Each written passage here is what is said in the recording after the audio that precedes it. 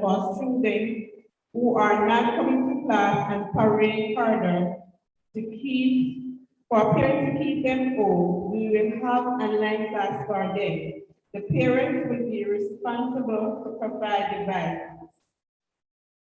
He stated that we call parents to discuss their child behavior and they said they can't come because they had work. Just last week, three students were taken to the police station because parents failed to come to school. That's when the parents turned up. She asked parents to please work with the school. And Tuesday, December 13, we will be having Christmas carol service at Fellowship Tabernacle from 8 a.m. to 10 a.m. Following that, some class will be having class party, which will be over at 1 p.m. Parents consultation will be held on Wednesday, December 14 from 8 a.m. to 2 p.m. for grade 7 and 11. Thursday, December 15, 8 a.m. to 2 p.m. for grade 8 and 10. Friday, December 16, 8 a.m. to 1 p.m. for grade 9, 12, and 13. She said the progress report, some subjects will not have grades. She reminded parents that at the last PTA meeting, she informed them that some teachers have resigned or on leave, and we had to use sixth form students to facilitate these class, so some subjects were not tested. School term ends the 16th of December 2022, and we are having a book drive to support the students in the AEP program. So she's asking parents to donate. Also asking parents to continue to donate uniforms. We want also to expose our students to the prospect of university in Orlando, Florida, and we have already assembled a group of students to go, and we are extending the invitation to grade 10 to 12 students who had a valid passport or visa. On Monday, December 19, we will have a trip to the gaming arcade buzzer. The cost will be sent out next week. She stated that many of our students don't go outward, so this will be good for them to socialize. Lion Club was here testing student eyes, and their report are that most students' eyes are damaged due to using phone in darkness. To remind parents that we are having challenge and we want to work with you in partnership. The PTA PRO, Khadija Ralph, stated that Thursday, January 2023, 5 p.m. will be our next PTA meeting.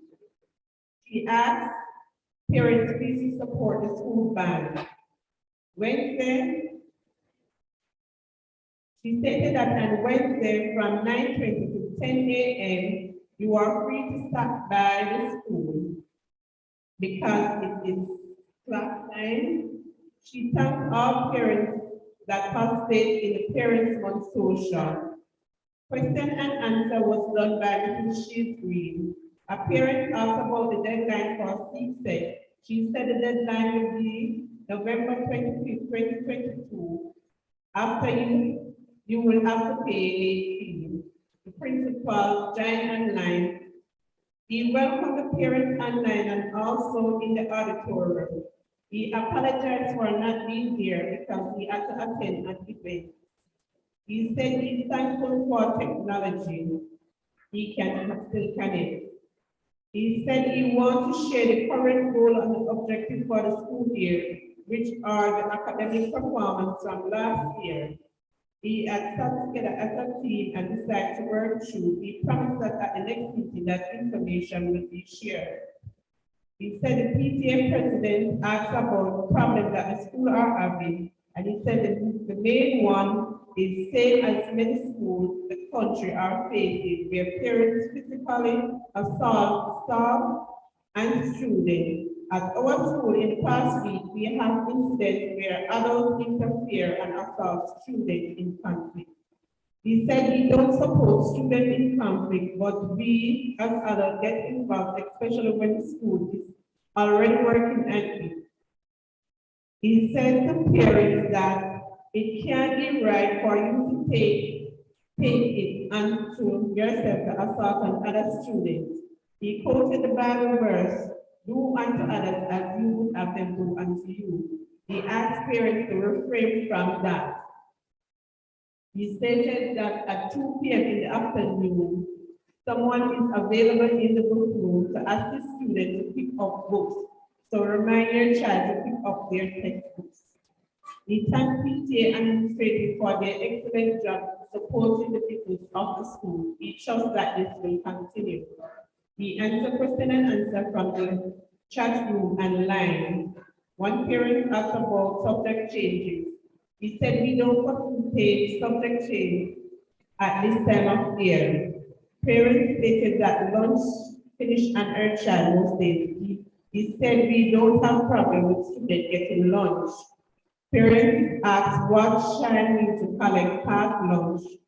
He stated that all students and taught need to have ID to collect lunch because it's the barcode and the ID that is used. The president reminded parents to work and their children to obtain the grade of 70 and over. Meeting were adjourned at 7:20. First by Mrs. Khaled Ritty and second by Mr. Mapisha Jr. Dues collected was 3,600. Thank you very much.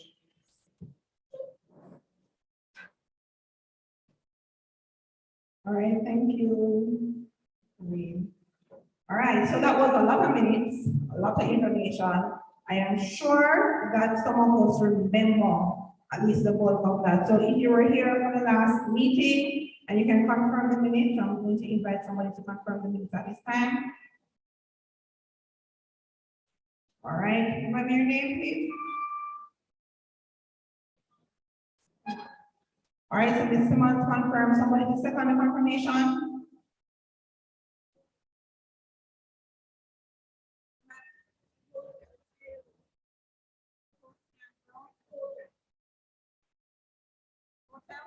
Okay, all right, thank you both ladies.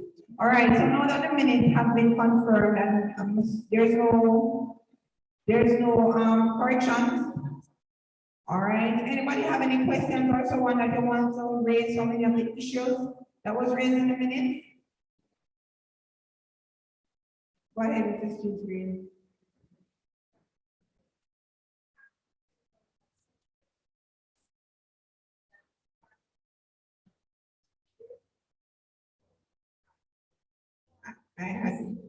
All right, thank you, parent. Thank you, mom. I had instructed my daughter to carry hers. I cannot confirm if it was carried.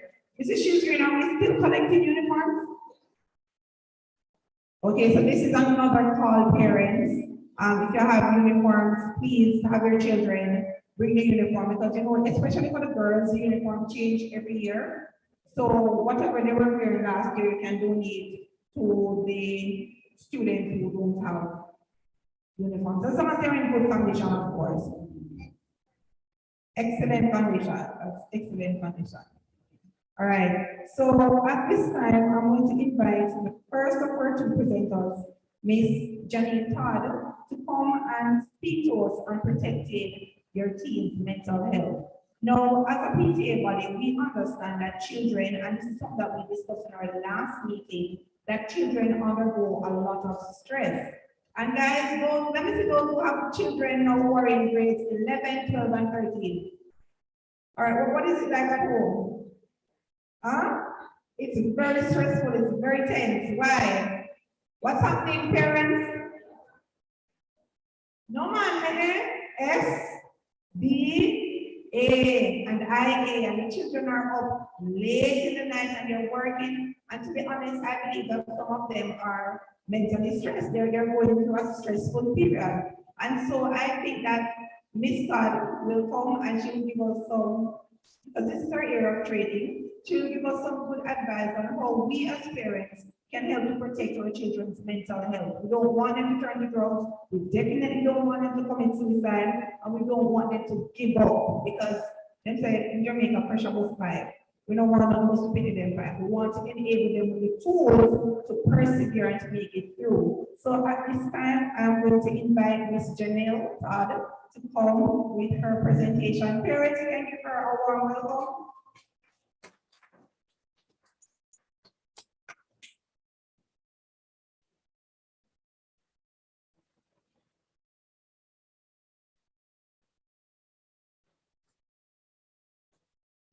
Parents, there's a bag. When I present, I have a bag, you know. I like to participate. Yeah, just say. Good evening, parents. I want to say, big up yourself. We know it's hard to take the time out, whether you're at home, at work, whatever it is, it's a sacrifice. Can we agree? It's a sacrifice, yes? And then I just want to pick you up. I know there are some who aren't here because they couldn't be here, but there are some who could and didn't come. So I want to say respect to you. Now, as I set up the presentation that I have, it's not long, it's pretty short, and all I'm going to ask, because I'm really going to try to squish a lot into a little, but take what is yours, is all I recommend. Now, protecting your child's mental health, that's deep. First, you're a protector. You are the one that is responsible to guard that child. Because children are children, right? Can we agree that they don't know what's best for themselves? Everybody can agree with that? Yes. And so we are protectors. And then the whole mental health part of it. And you know in Jamaica how it is, that we kind of say, we are bad, you know, we are stressful, we are depressed, no worry about that, man. We are the real, no worry people, but truth be told, that changes nothing. So could you go to the next slide? The presentation.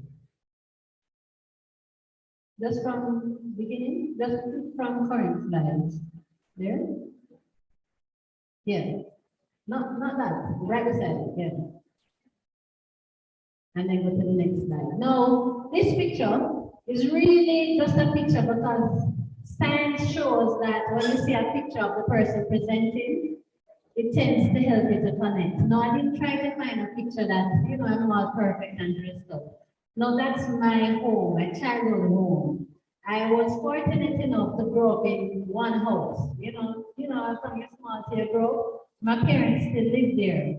But I didn't come from money that was taken at one end and you can see the other end, right?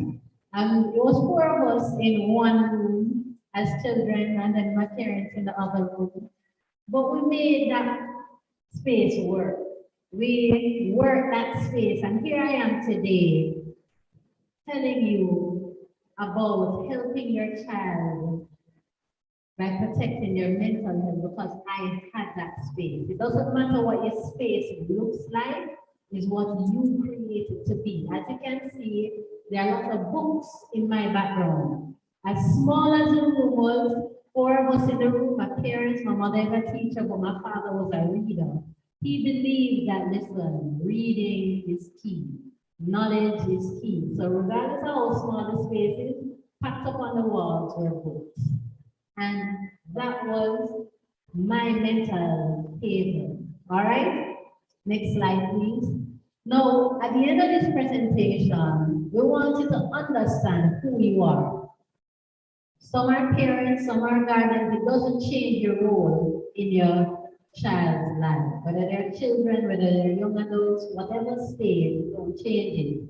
And we want to find ways to protect our own mental health, and we'll be talking about that, and ways we can protect their mental health. Let's go to the next slide, please. Now, the first thing, regardless of what your family structure looks like, grandparents, parents, whatever, you are a sibling taking care of a child. One thing for sure, you are not that child's friend. Can we agree? Anybody disagree with that? No, if you are that child's friend, I'm telling you from now that the boundaries have not been set.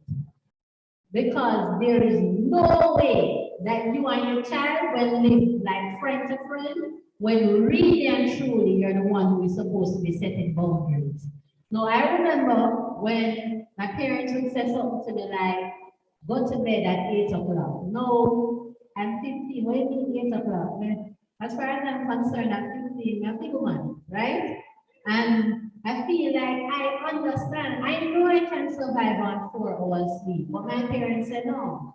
So of course, when they insist, my face screw my mouth down. You can't run it out too much because you won't get. But point is, I can tell them thank you today. But back then, pure love of mouth, back chatting was my style. But today, I can tell them thank you. So first and foremost, any parent that has been acting like a friend, you are already establishing the wrong roles in your child's life. No, the first rule you should have is to love them. That's the first thing. Let them know you love them. No, I have seen, I should have told you what I do. I'm an entrepreneur and a counselor by profession. I teach, but not in the public school system. No, I am tired of hearing parents complain when them say the picnic them take up these yamen for them boy and what them invest in, and then the girls go find this butter ears boy.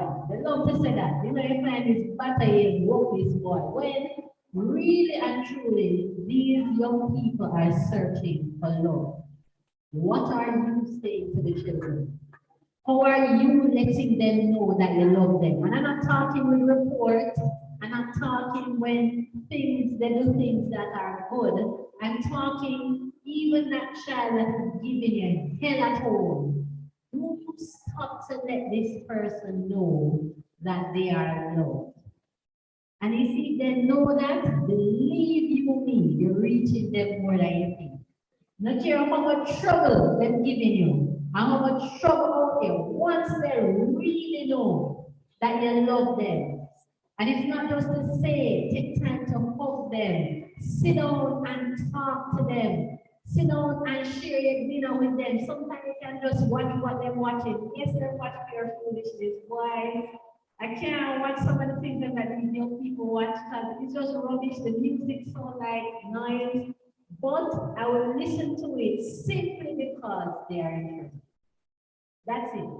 I'm a Christian, but some of the time they say, just listen to this song. And I'm like, all right, let me hear it. If you can just play the clean version for me. But if not, what is the matter? You just listen to it simply because they like it. Hear what they are here. Try to know what they like about you. Is it the lead? What is it? And participate in their life. No, lead by example. Don't sit down and tell the children, do this, do that, do that. When you yourself doing it, you're telling them, work hard and go to school. What are you doing? Whether it is that you're going to wash clothes, whether you're going to have your little chicken farm, your shop, or you're going to have a 9 to 5, are you leading by example? No, surprisingly, my thesis was on poverty and the culture of poverty. And I went into some, what they call lower income communities. And they had a lot of scammers and those persons in the communities. And I went and spoke to some of these young people. And they're like, why you want to go after this? Them say, it's them who see the money, it's them who see get the respect. So guess what? They get up, they want the scammer, they want the musician, footballer, things like that. Why? Because they are following somebody's example.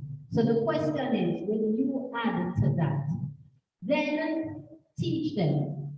They're not going to get it overnight. Don't give up on any child. Not care how you see them, or when they're gone to prison, find a way to teach them. They can be taught. I do believe every child can learn, every child must learn.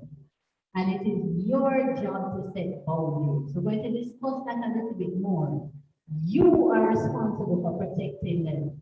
No, unfortunately, teachers, I'm not throwing any shade on any teacher in here, But sometimes when the children come out to school, they have teachers that speak negatively into their lives. They have children that speak negatively into their lives. They have people who just don't believe in them. It is your job to protect them from the world around them and to let them know, even when nobody believes in you, I believe. So instead, that child that's at home giving you trouble, instead of saying, well, we can't bother you, you're not listening. Not care how much trouble you're giving, I believe in you. Change your narrative. Let that person know, not care who, I believe. I believe in you. Those words matter. Reinforce it and repeat the process daily. You can go to the next slide. No, I had another activity, but due to time constraints, I won't be able to do what I have. But let's just say, for saying sake, I asked somebody, can I just ask 3 parents, just come up here, please. 3 parents, or even 2. I see 2 standing, so I'll take you 2. Thank you so much. No, you could face them. I'm just going to ask you for 2 things, okay? Essentially, I want you to give to me today, okay? Right now, I'm just going to ask you for $1 million cash. No, I really want it, but I promise you, if you give it to me today, next week I will double it. $1 million cash, that's it. People, you know, say that I'm not trying to help.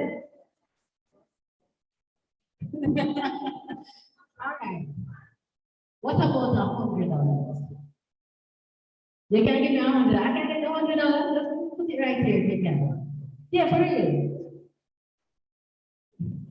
Just $100. Thank you for this.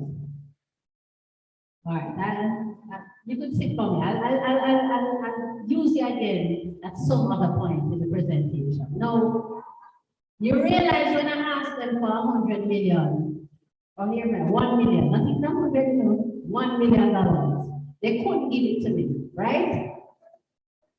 But when I asked them for $100, they could give it to me, don't? No, I can't sit down up here with any serious face and tell anybody, I ask anybody as a parent to protect your child's mental health when you yourself not healthy mentally. You cannot protect anybody when you yourself are hurting. And we as adults know the world is pretty out there. So the young people who are in here, I'm telling you, try to stay young and enjoy your life. Anybody who hear me, I remember when I was like, I can't wait till I get to move on from my parents' street. We can't wait. You see, when I get older, I'm not going to spread my bed out. As far as I'm concerned, I didn't live in the soldier regime. Every morning, 5 o'clock, I have to wake up, including weekend, spread your bed, sleep, do this one bag of chores, and I just one wake up. No, it's only time could just stop.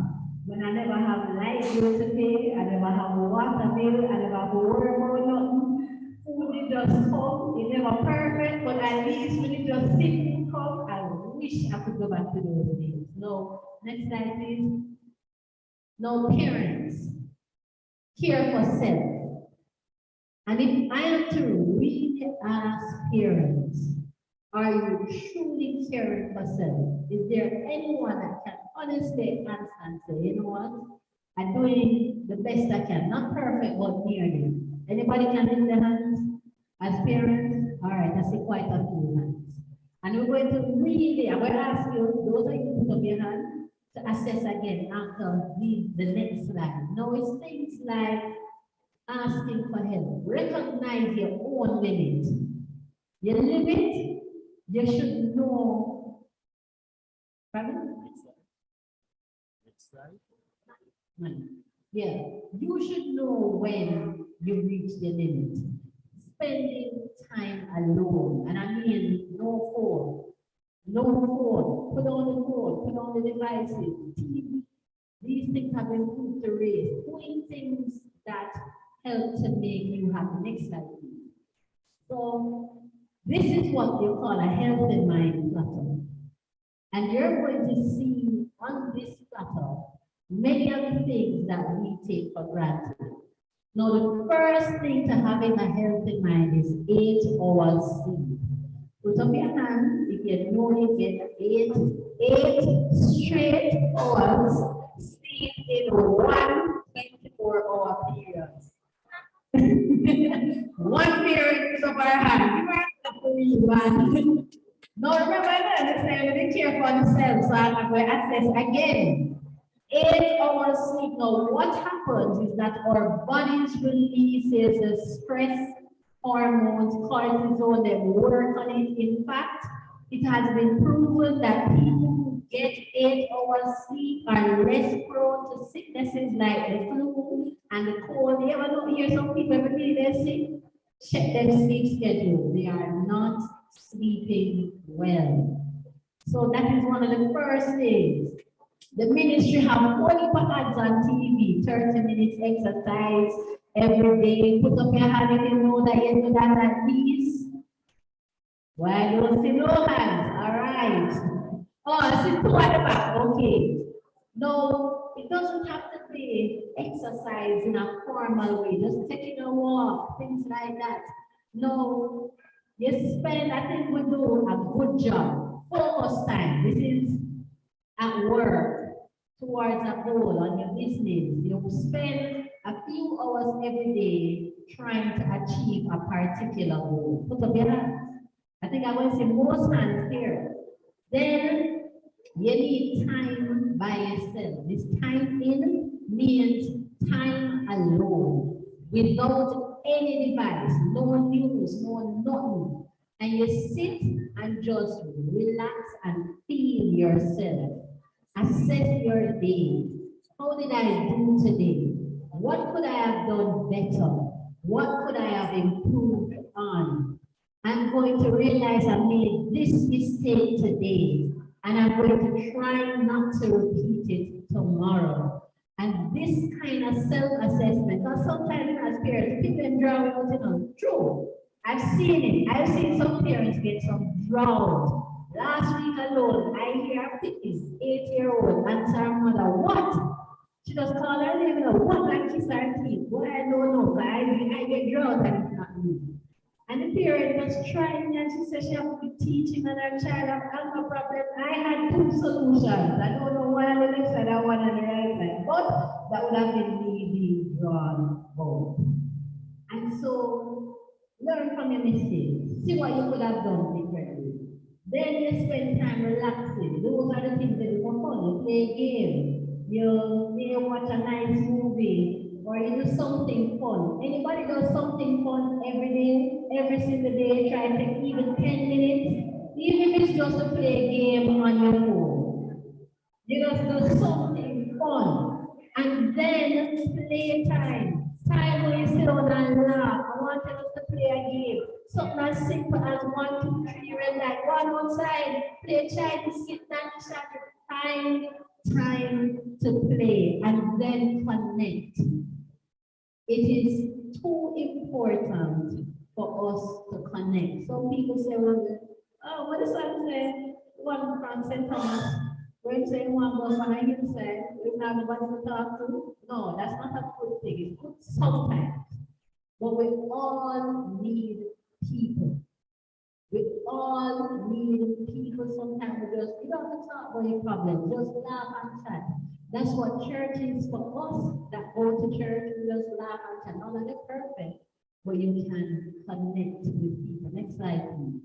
Now, if you get a platter and you keep yourself healthy, guess what you can do? You can go now and help your child to do just that. Keep them healthy. Now, every interaction that you have is like you planting a seed. No, you ever see that? You plant plant one tomato seed, is the tree going to give you one tomato? No? It gives you many tomatoes. And guess what it also does? It gives you many tomatoes with many seeds. So, and so just like this $100, okay? This $100.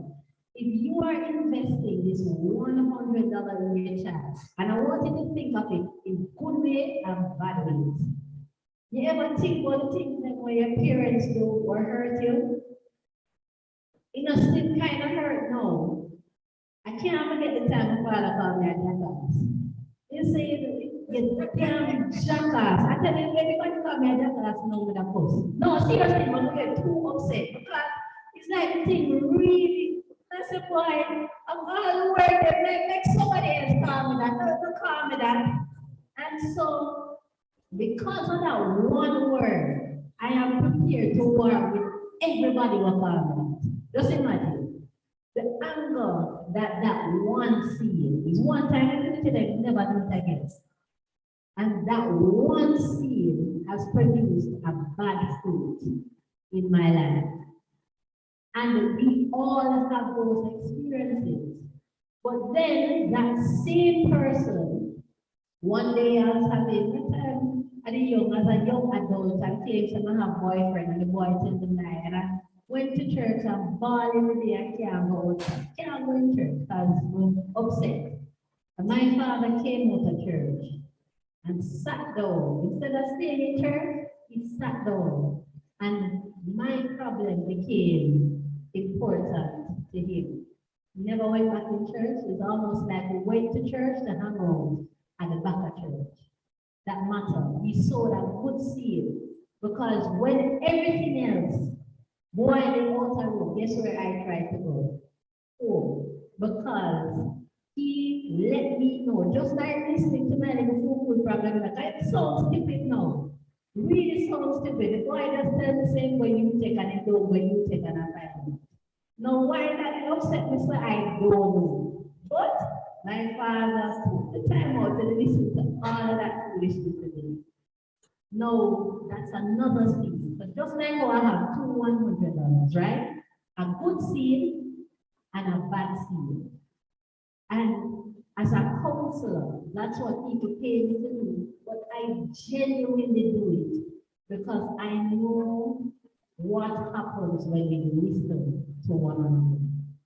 And that's what I want you to think of. So simply put, and I'm going to call upon the parents after this. You're planting seeds. So I want you to think about the seeds that you sow. We're going to run through quickly.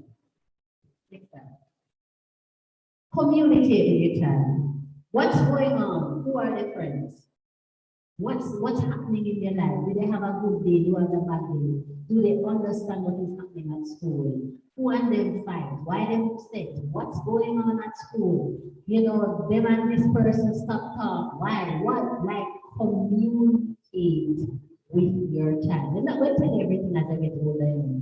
But point is, let them know that if they want to talk, if it gets too overbearing, you are there. No matter what I tell you, I love you. Let them know that and learn. When the children are there quarreling and back and saying them saying something, and telling you that they don't like something that you do. Learn what that they are trying to say. It's your immature communication. Create structure. No, you are the parent. You already established that, don't? So can you go back to the healthy block of things? It is your job to make sure that that child has a good time. I understand for those of you who have children doing exams and SBAs, but believe me, if you want to see a burnout and a child who could have passed failed, let them continue not sleeping. I have seen this too many times as a teacher. I mean, a very bright child, and you ever see, even some of us as parents would look and say, no, someone could agree, but something happened. And you can't tell, you may have been too stressed. Sleep is important. help them make sure so they either join a club at school where they can exercise or they do some form of physical activity. It is your duty to make sure that that child is studying. Don't tell me that you tell them to study and you can't bother for them not study. What did you do? It is your job to help them to create that structure. When are they studying? What are they studying? How do they study? Are they really studying? Take them up if they can read. Make them read it to you. And after them read it to you, you ask a question based on what they just read. It doesn't mean that you need to know and have the skills like I do, but you still can make sure that structure is there. There's a parent that I know that could not read, but from the child starting in September, she realized that the child do seven pieces of work. So every day she look and she make sure that it's 7 pieces of work. She says she can't read nothing, so she don't know. The child could write foolishness, she don't know. But she just looking. When she sees 6, she call the teacher. Teacher, I only see 6 pieces of work. You tell the teacher, Miss, I cannot read. Tell me if the child is writing foolishness or what. Don't be afraid to speak up. Not because you don't understand the computer, means you can't go on the computer and make sure that the child actually have the work on the computer. Go and say, let me see what you do today. Simply put, show me what you do today. All right, tell me about that way you say it. You're supposed to can tell me, don't in your claim say you do it. You don't need to understand the computer. Then make sure that you take time away from the schoolwork, from all devices. Connect with them, of course. Make time for play. They are children. Make sure that they have time to relax and have fun. You as a family, with their friends, whatever it is, make sure that there is time for that. Go back to the slide that we're at before. So you are responsible. When I come into a home, I hold the parents responsible. I do not work with the children alone. If it's a child alone that I'm working with, that's the first sign that I cannot work with that child. Look here, how much money you pay. If you, the parents, aren't willing, it don't make sense to come PTA. And I mean nothing by it, but it's a waste of time. Be the parent, and of course, actions must have consequence. Let us just say that you don't go to work for 2 weeks and you're not on vacation. How many persons know that they will still get paid? Put up your hand. If you don't go work 2 weeks and you're not on vacation, or you work for yourself, okay. So how you get paid, miss? You're a farmer. Okay, so then how do you know that they're not robbing you? You're what? You're what? Head farm. So then if you don't go work, you know, checking on the thing just run. Who doesn't give her a clap because she has excellent staff? No, really, you know, that means that she really have excellent staff. But for the rest of us, nobody works. So how are you going to get paid if you don't do nothing?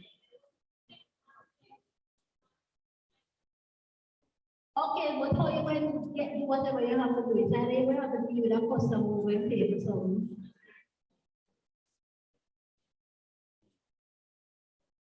Pardon? But I understand, but you still have to do something, you know, it's even just to collect the money. But if you don't collect the money, I'm sure you can't get paid. Unless money itself, where there's no fly come in. I don't know if that system will work for you. And then the customer will go and take out whatever they take out and just be very honest and take out the exact amount. But actions have consequences. We go to work so that we can get paid. So no, I always ask parents, the child doing no work whatsoever. The first thing I ask is how much I get for lunch money. That's the first question I always ask, you know, how much I get for lunch money. And you recognize that this child doing no work. And then times, you know, They I said, okay, what are we doing? What the cost for lunch at school? Because I honestly, mind you, parents, I do not believe in abuse. Some parents, the first thing is hit a child. I believe there are other ways. But if that lunch money is their pay and they're not doing any work, teach them the principle that exists in the real world. Buy them a black juice and a nice little biscuit. We will raise them sugar when they eat it. Then now then. Give them a nice little biscuit. And I'm not talking a duplex where it tastes good. You're going to give them a nice little tea biscuit and a weird flavor black juice. I said, one. You're good to go. Because at the end of the day, actions have consequences. I don't go to work. I'm an entrepreneur. If I don't see that, I hate sending out invoices. But right now, I have a client who just typed me. She decides that she's not paying me unless I send her invoice. And her husband paid me, but she not paying unless I do my work. I have to do my part. Teach them that same principle. Discipline, not punish them. And I'm telling nobody to go sit down and batter abuse your child. Neither am I telling you to leave them and let them have their own way. There is something called discipline. And I'm telling nobody to take up that guava whip and beat the pitney and beat them. But my brother with some of that, and he is an executive today. You know why? The father decides saying not to the good man. And my brother just decides saying never do it, in his height say never follow bad news. But you see, my father did what he did. See, maybe no one back. So sometimes you have to do, and I go against whatever the government says, but there is a balance. And everything you do should be done in love. And so even when my father, I get proper talk done, proper talk done. I remember the box that I've got that I lost my sight. And that's why I know that your cheek is connected, the nerve in your eye is connected to somewhere in your cheek. Because I lost my sight. And you keep telling me, look at me, I can't see. I don't know where you are. I really don't understand, God. I don't know where you are. But the point is, I needed it. I needed it. The same man who play with me would have boxed me down. And then after you box them down, still tell them, I love you. And I believe in you. You see, with those things, your child will have a stable mental health structure, whether they are at home, on the road, whether they face any good, bad, or in between situation. What you do at home lets them know that I love you and I love you enough not to be you. And that's my the last thing I want to do. Anyone? Parents who planted your seed. Harvest time. The planted a seed is harvest time.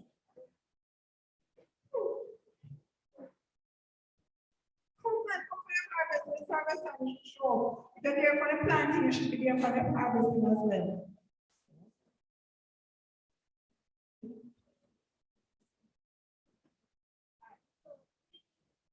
I'm going to get the change what I need, but I'm hoping that you can work with me. So I'm going to take your $200, right? Is that okay?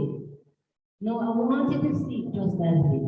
The same way that you invest $100 in a child, without that, you're going to read multiples of that in a child. So every parent that lives, if you call them what this, you will read multiples of what this, generations of what this. But if you tell them that no matter what, you must come out to something good, guess what? Generations of just that.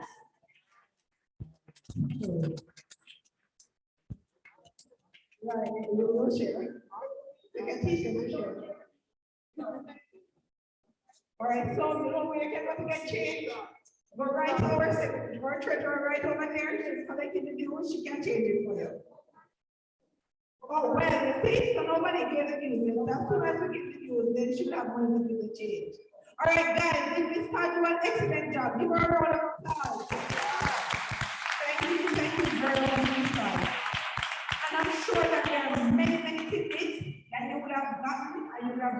them down and we'll be posting them in the WhatsApp group so that the parents who are not here, they can benefit as well. Now, she would have made a point about parents sewing into their children. And among us, we have a parent who has sewn into his child, into my child, into your child, and if your child is interested, right? But we have our former PTA president, Mr. Samuel Dora, with us. You can come up, Mr. Dora, please.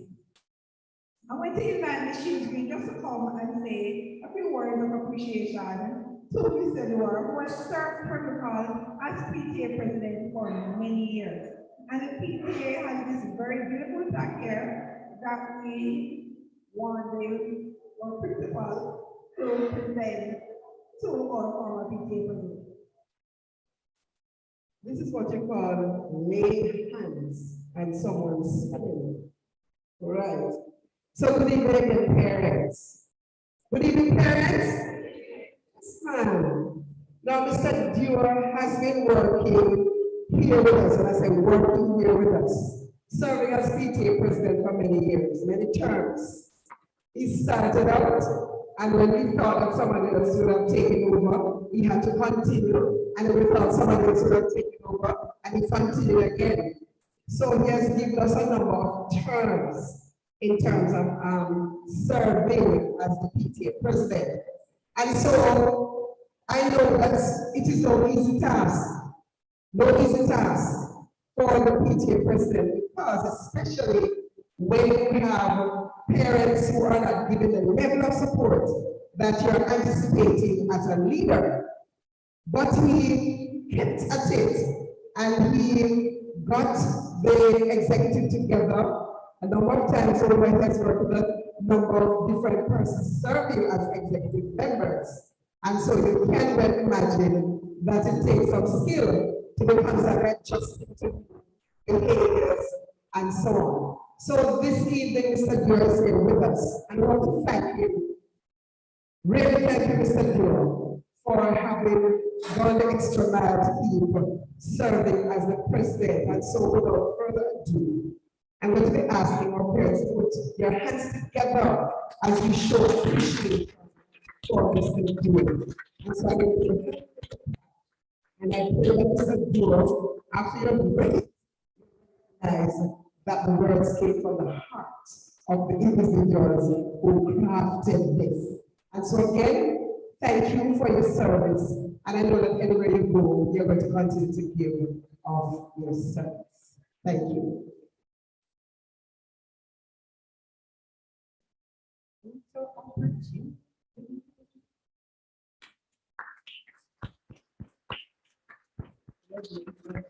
All right, so we're moving right along. We actually have guest presenter here from, that's Reverend Paul. Sister Paul, if you're ready, Sister Paul. All right, so we have our guest presenter, Sister Deborah Powell, who is here, and she will be, oh, I'm so sorry. Parents, good evening. Teachers, good evening. I must say, with a grateful heart, I do accept this plaque, and I appreciate the effort, the thought, and everything that comes with it. And I must say, I enjoy those times spent with you. Only as Mrs. Shrewsbury said, sometimes it's like pulling teeth from the parents, but I have fun. The challenges were great, and that helped mold me. So whatever the challenges I may pursue after now, I have a platform to move on. And I must say, parents, I just want to encourage you. Work with the committee, work with the school, because the mantra is we want Pembroke Hall to be the school of choice. And let that ring out in your mind. So whatever you can do it to the best of your ability. Support the school so that it can be what we want it to be. Thank you. Thank you very much. All right, parents, so we have up to 5 minutes presentation. We can time them, 5 minutes. So our first, hold on. Deborah, you're ready? Not ready. All right, so we will move on to. We're ready, but. No, that's okay. So in 5 minutes, I will come back to you. We'll be moving on now to Mr. Christopher Lynch, who has a 5-minute presentation to share with us. So, Mr. Lynch, are you ready? So parents, you're going to be attentive. We'll be also here in just a few minutes, and you know that we are giving you useful information. Good evening, everybody. Principal Green, PTA board, and of course, the wonderful parents of Criminal High School.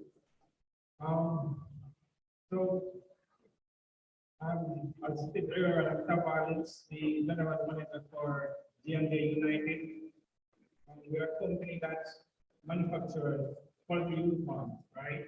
So we have recently been supplying several schools in Jamaica, mainly in St. Catherine, Montego Bay, and Florida.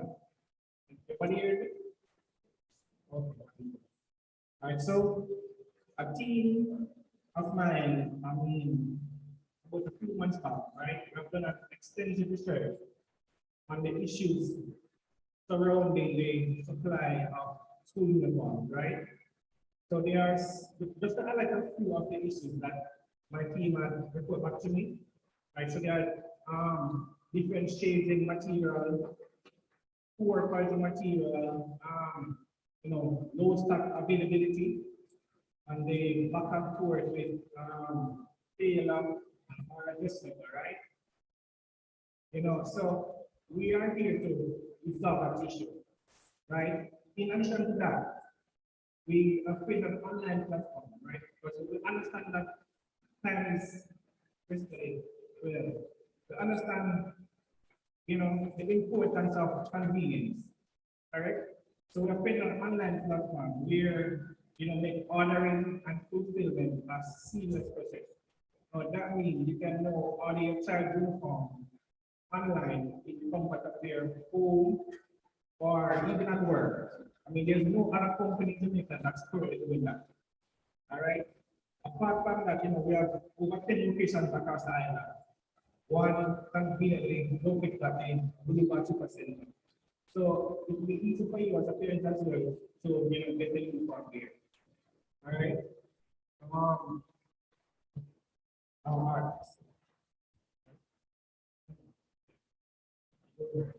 All right, yes. So also we have one location at the Boulevard Super Center, which is right next to Kingston Bookshop. Right. We are very serious about uniform. Because we are very serious, we are dedicated to providing a child with the best uniform. All right. I have my state association as well. So some samples I could show you, and if there's any questions that are concerning now, you could just ask me. I'm not sorry. But keep us short, right?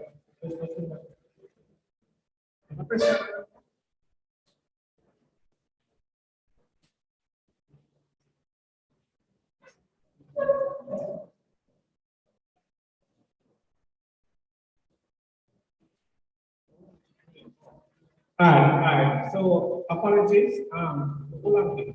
Yes,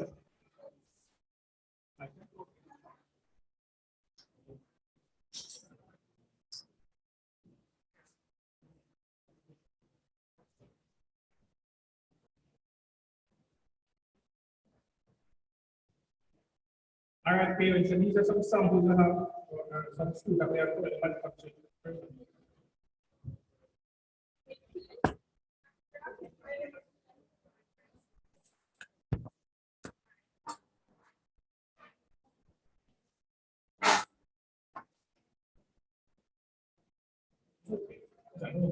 All right, so after the PTA, we can always show you and then you can see the material. All right.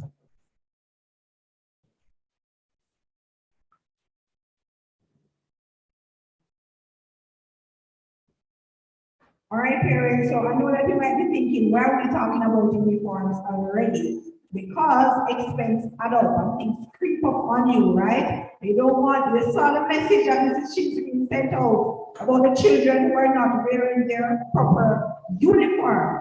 So you want to ensure that you go, Boulevard Superintendent, right here, make sure that you go and that you get your uniform. So I know that the school has been trying to get some uniforms donated, but you might not want those. So that's a good place for you to go and get the uniforms. They're familiar with the school, they know the right design, they know the right shade or the right material that is supposed to be used. And to sew the uniform properly so that they don't burst out on the children, all right? So if you're in need of uniforms, if you know anybody who's in need of uniform, the dressmaker on the tailor have the material, they can finish it. There is a resource that you can use, and for those of you who are tech savvy, which is all of you, you can order the uniform online. And guess what happens? You can get the children to order the uniform online for you. All right, so we will be inviting now. Sorry. Okay. I know what I saying. All right, so we'll be inviting our sister Deborah to come with a short presentation, 5 minutes as well, for pastoral care for students. Thank you, God bless you. I'm going to be standing over here. It's a pleasure and honor to be here, parents. Just going to pray that quick prayer for you. God bless you, everyone. I'm going to pray. Can you give some reverence to the Lord, please? Heavenly Father, most great and righteous God. Father, we thank you for your presence even now. Father, we thank you for your love and your kindness and your compassion upon each and every one of us. So, Father God, as you're here with us today, Lord God, we ask you to bless each and every one of us. Touch us in a very special way. Father, we ask you for your glory, mighty God, to be bestowed upon us. Father, we give you thanks, Lord God, and we give you praise and all the honor. And we say, Amen. Amen. So we are from Restoration World Outreach Ministries, guys. And it has been an honor and a pleasure for us to be here at Protocol as well as throughout other schools in the nation. The Lord would have had us on our biggest crying because the children are in trouble. And we're all aware of that, right? Right? So we have been teaming with the council. I found out from Miss Green and Miss and the ladies from the counseling session area department because they've been very gracious. But we're just here to facilitate the growth of your child in the area of their spiritual growth. But we don't just look at, you know, a lot of people in Jamaica, they just look at, you know, you show some holiness and praise God and that's it. But your spiritual life should enhance your physical life, your social life, right? So just a brief look at what we do. We offer biblical counseling through chaplaincy program, and we're there for struggling. We encourage our young people to develop a relationship with God through Christ Jesus. For they realize all the answers to the problems that they have, and that is all our foundation.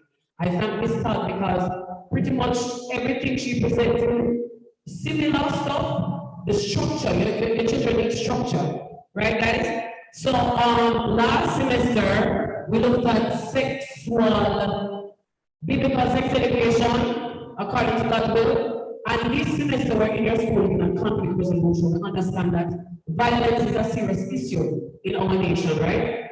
We have seen a lot of growth in the young people, and we're looking at conflict resolution according to God's will and plan. So that's just a brief look at what we're looking at this semester.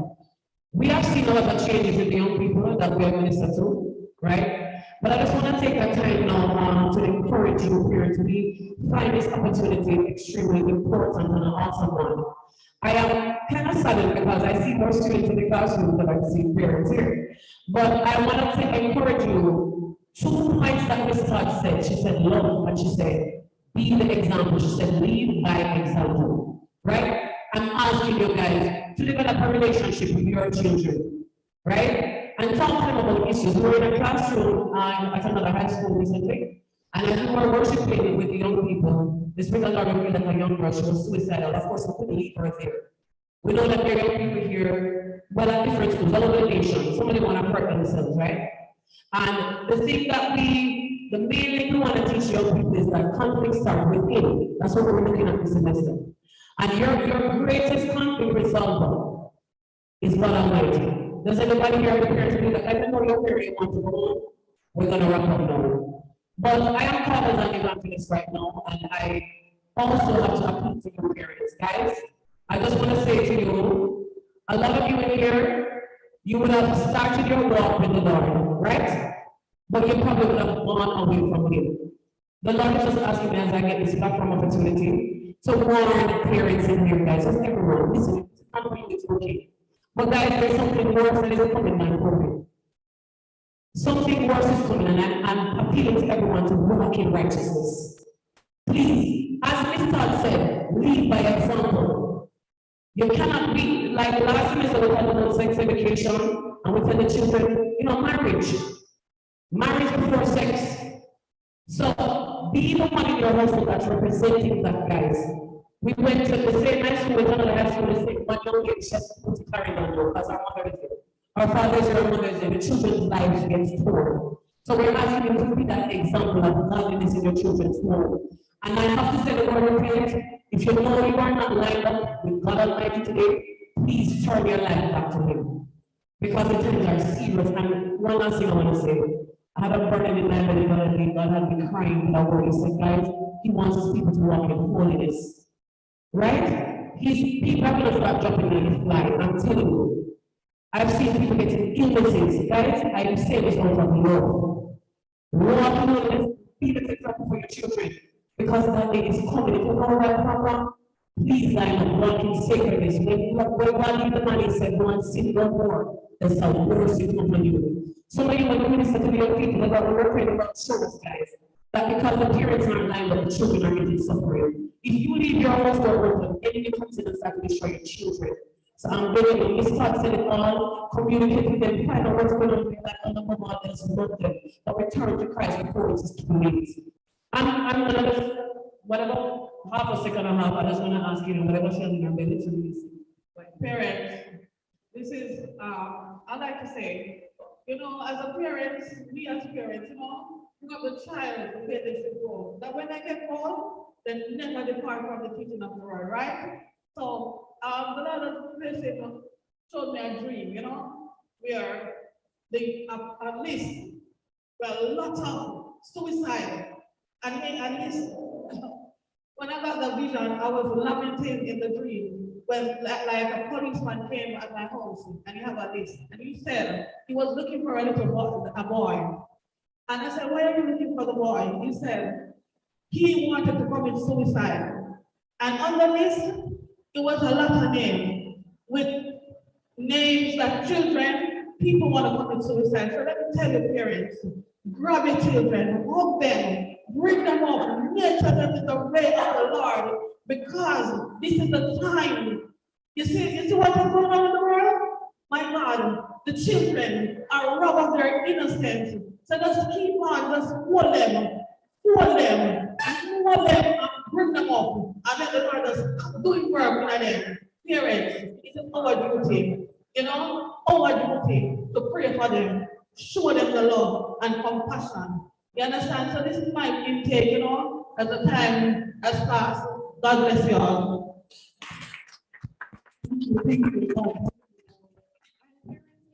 Say that you don't have to be a Christian to know the value of spirituality and the value of righteousness and holiness, right? Now you're an adult, but there's nothing wrong with you being not a Christian and still allowing your child to be exposed to biblical principles, because biblical principles will help our children to get more rounded and I dare say better human beings, right? And that is me talking to you as a woman of faith. Now, guys, there's something that I strongly believe in, that nothing is coincidental. The topic that we chose today was protecting our children's mental health. It was when I came here today that the principal told me that these two ladies wanted to share, and it's the same topic, right? And I can tell you that there are teens who are suicidal, there are teens who feel neglected, there are children in this school who are cutting themselves, and I'm not asking you, I am telling you, you don't know if it is your child.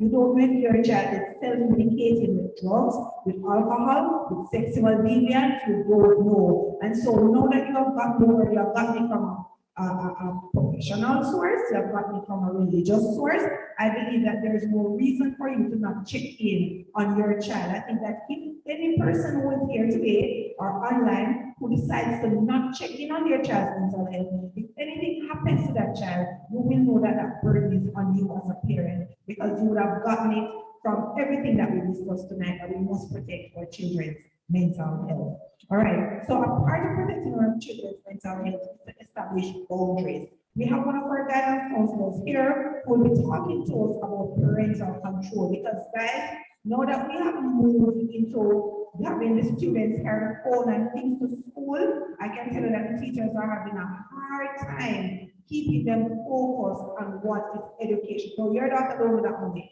Your daughter don't do that. Look at that innocent little girl here. Right? But there are other parents, other children, they're watching porn in class, right? They're listening to music in class. They're creating WhatsApp groups to share pornographic images with each other. And parents who don't know because they have different ways that they mask. They're sending news out, they're sending videos of themselves out to people, and they're hiding it. So even if you're a parent like me who regularly checks the phone, these children are smarter than us and they know how to hide the apps. They know how to give it another name. So Mrs. Scientist here today, very briefly, should be telling you, and I hope that we're all interested in some of the ways that we can ensure that the parental controls are on these devices. Because guys, sometimes we think the children are having something to study. That's not what they're doing. That's not what they're doing. They're destroying their minds and they're getting themselves hooked on these things. Very good night, parents. Good night, parents. My name is Miss Ramonia Prettyhines. You may have heard my name. I be the nicest and the meanest person to the student.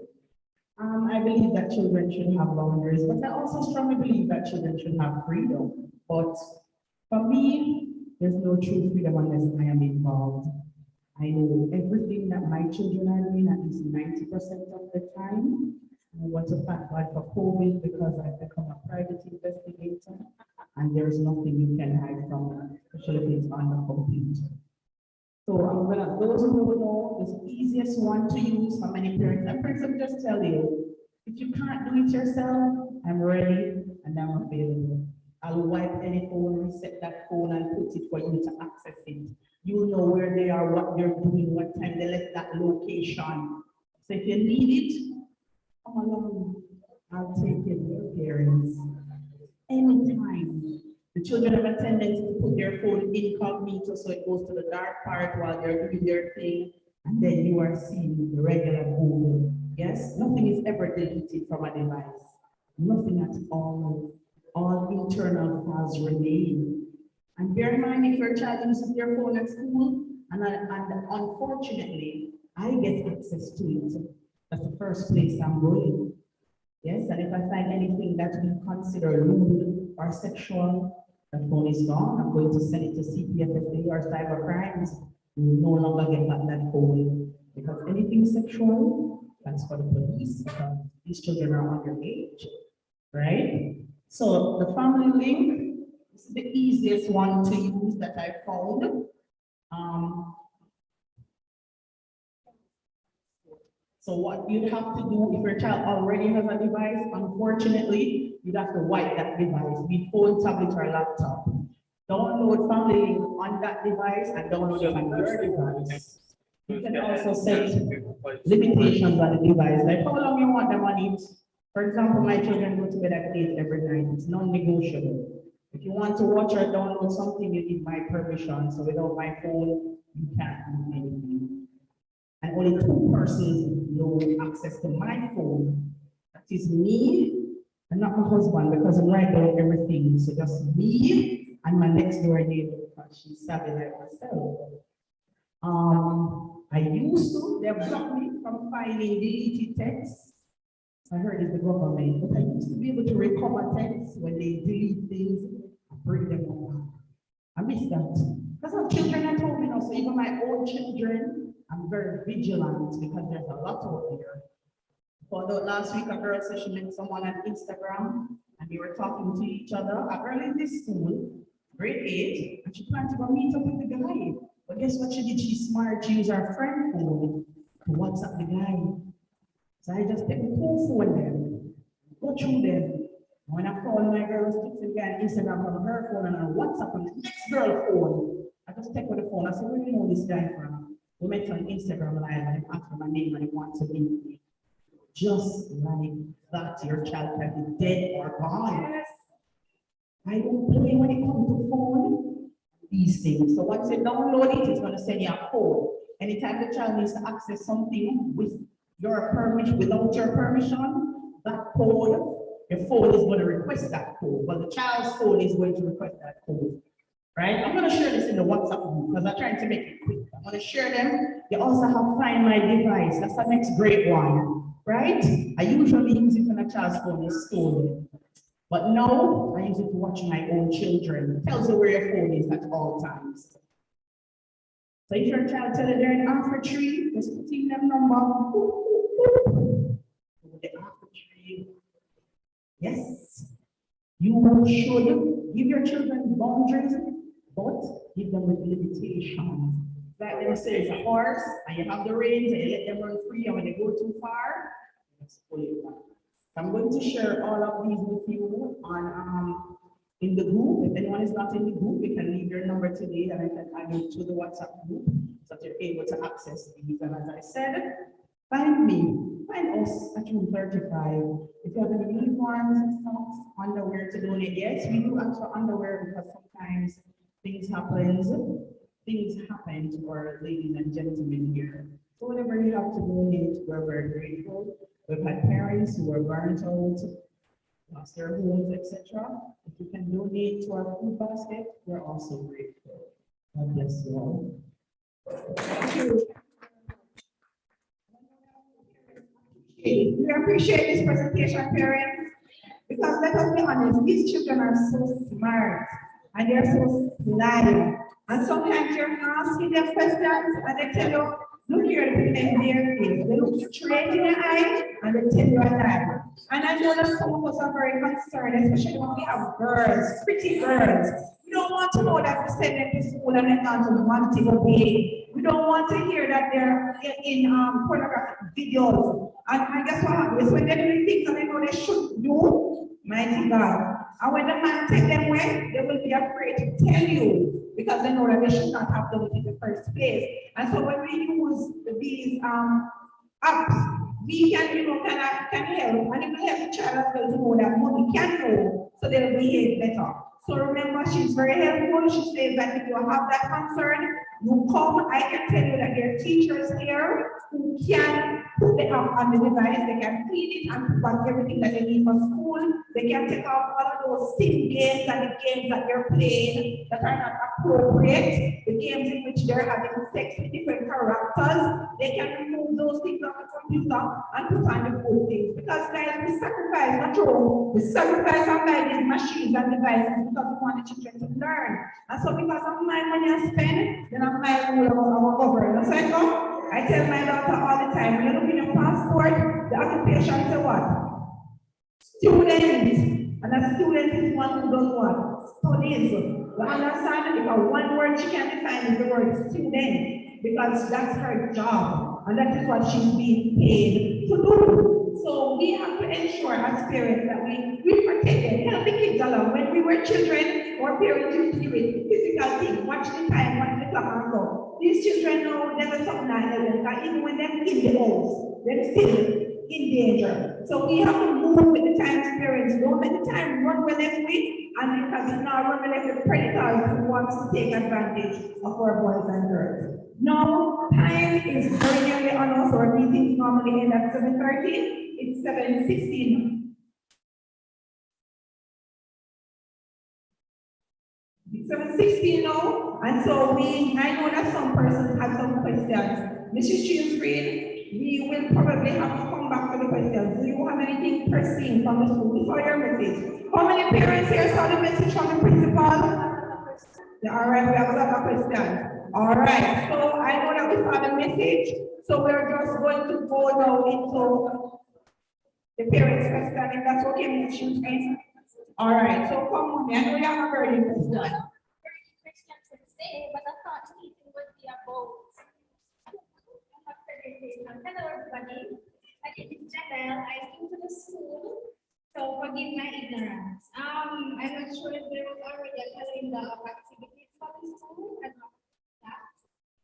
With regards to the rental books, I would have spoke to the vice principal and was told that there is no books. So I was very taken aback of the message that was said in the group. Because while the parents do have control of what or some control what might be in the student's bag, if they do not access to the situation needed, that's on the school. So I would have followed the instructions, I sent the email, the probably took a week and a half to respond to say X, I responded and still awaiting a response. So I think it's not my child has no book. What do I do? I don't sit and wait. I just want to do reversing. So I would also like to find out when the reports will be ready, will they be appearing in just conference? I like to know all those people. So I thought the meeting would be something similar with the teacher's part and the parents' part. So prefer for future with this one. All right, so should we, Mom, I take it your question is about the availability of books. No, that's not the problem. So we have books available, Mrs. Schiffrin.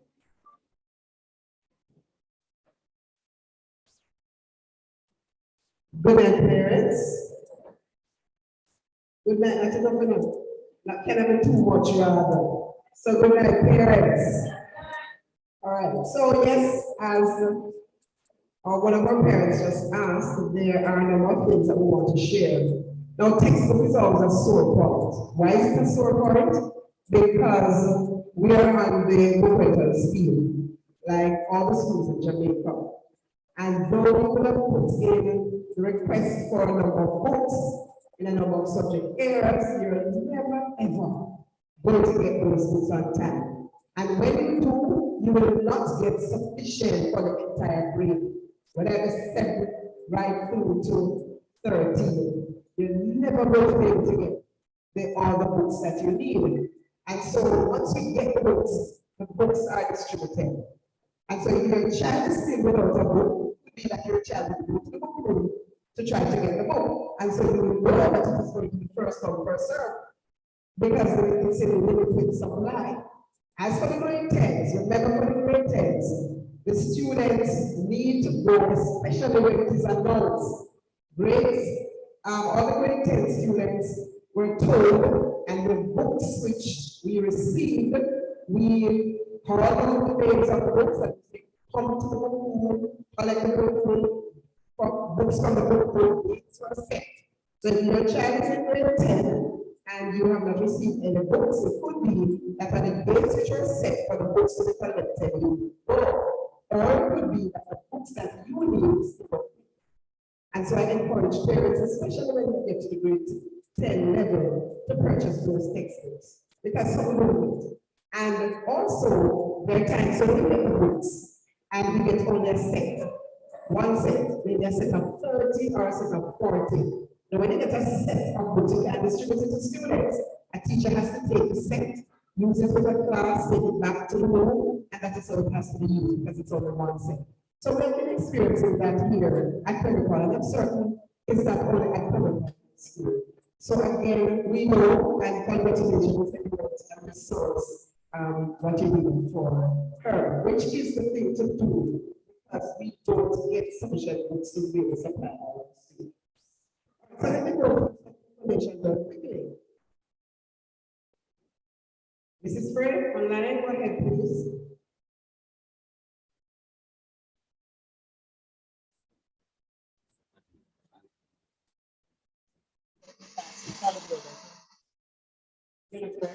Hello?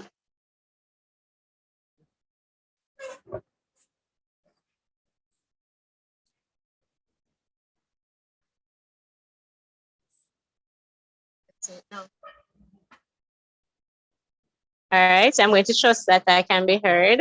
I'm going to trust that I can be heard. I think I'm Carrie Ann Frey. I'm the Educational Resources Administrator. No, I think part of the question said something about sending an email. There are some books that I sent out to parents and say send an email requesting the books. Now, if that was the full question, the books that you sent a request for, I do not control that. That would have been sent to the ministry. I have already reached out to the ministry as it relates to those parents who had requested the books and asked if they would be able to reassign books to the persons who sent in requests for books. So So for persons who responded, I hope that that was the question because that's what I heard. Persons who sent in the email requesting books, your request has been heard. I have sent in the request to the ministry, but I've not yet gotten a response.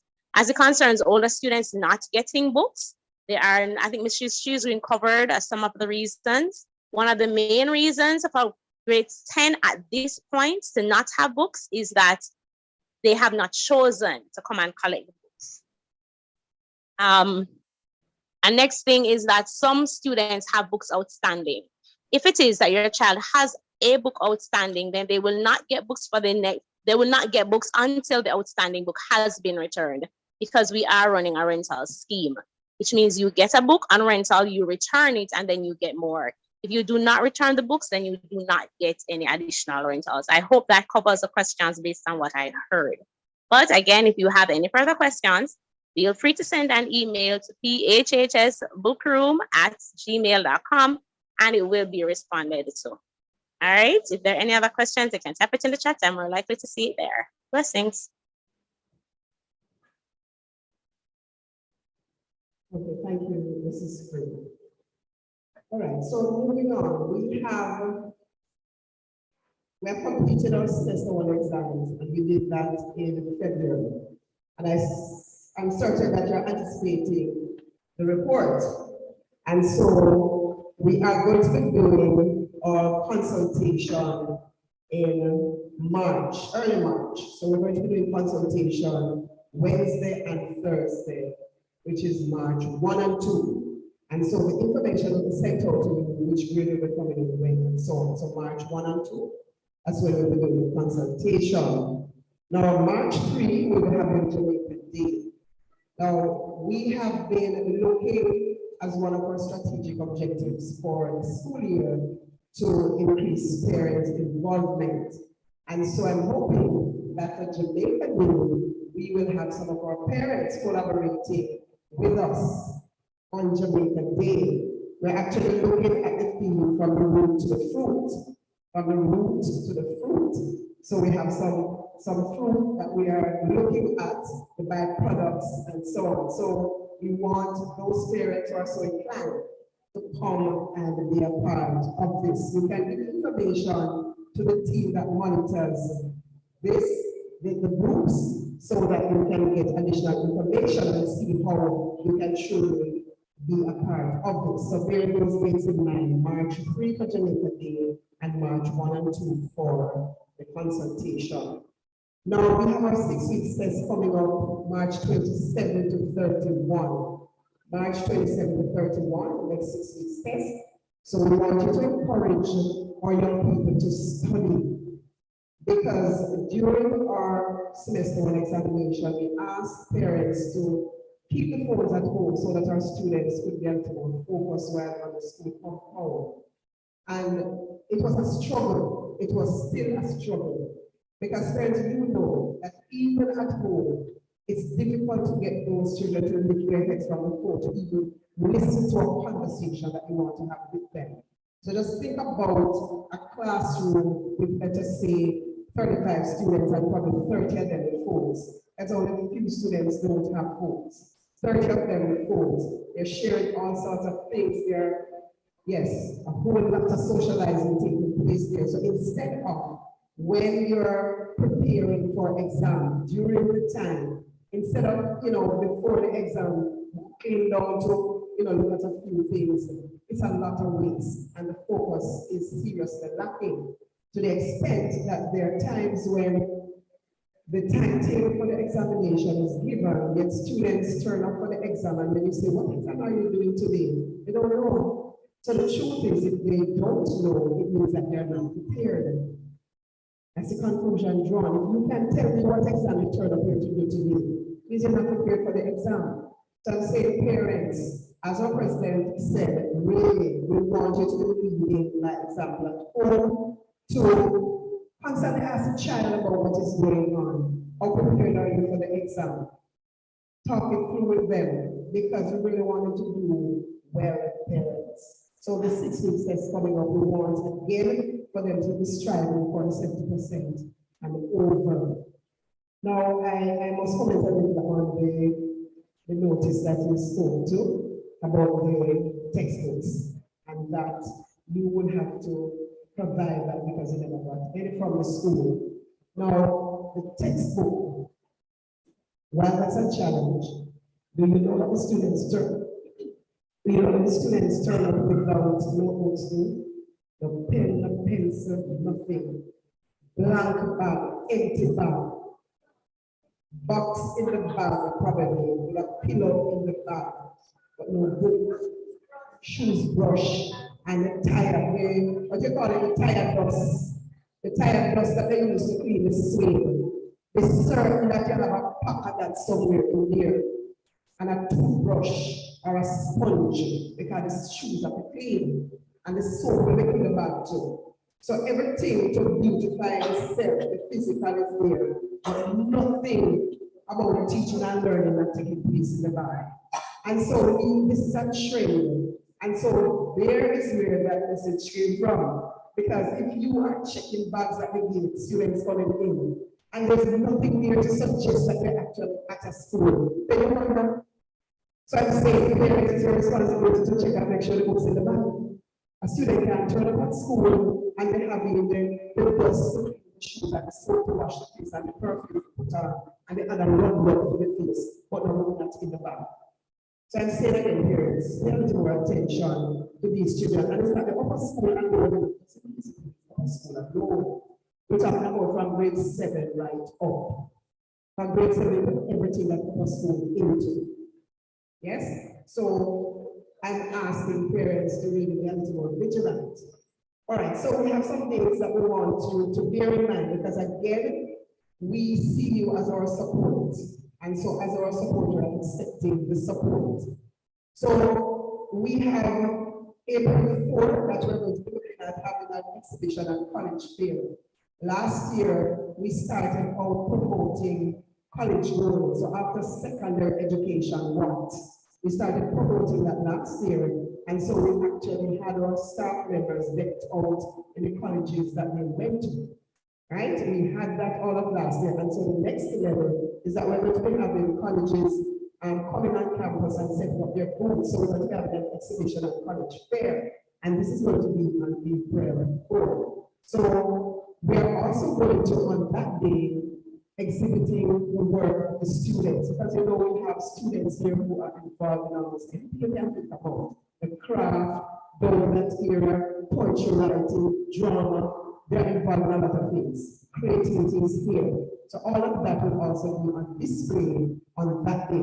That's the kind of exhibition and college fair that we're anticipating. And so we really want our parents to be involved. We want you to be involved. There are entrepreneurs here, and you can come and set up a booth to show and demonstrate to some children or children how you do this. Because some of you might go to whatever, weaving. What are some of the other skills out there? Even a construction worker might take some cement and the other things that you use to mix and come show the students why you apply this portion and that portion to get this kind of. So whatever it is that we have parents here who can do, we want you to give your names to the guidance department or to the team that works with the PTA so that we can incorporate you in this exhibition and college fair. It's very important. Because we're saying we must improve the support that we get from our parents. Looking forward to that. And then April 5, we're going to be having our sports day. And right after we have our Easter holiday begins. I tell you something, before you know, this year is going to be finished. Because we have just started February, and here we are, going off on break next week. So I just want to remind you that next week, Tuesday, which is February 21, the students will go off on midterm break. 22 is Ash Wednesday, so they go off on 21. They come to school on 21, February 21, and then they will not be here from Wednesday, which is a public holiday, Thursday and Friday. Okay? So they'll be here on the Tuesday, and they will be here Wednesday to Friday.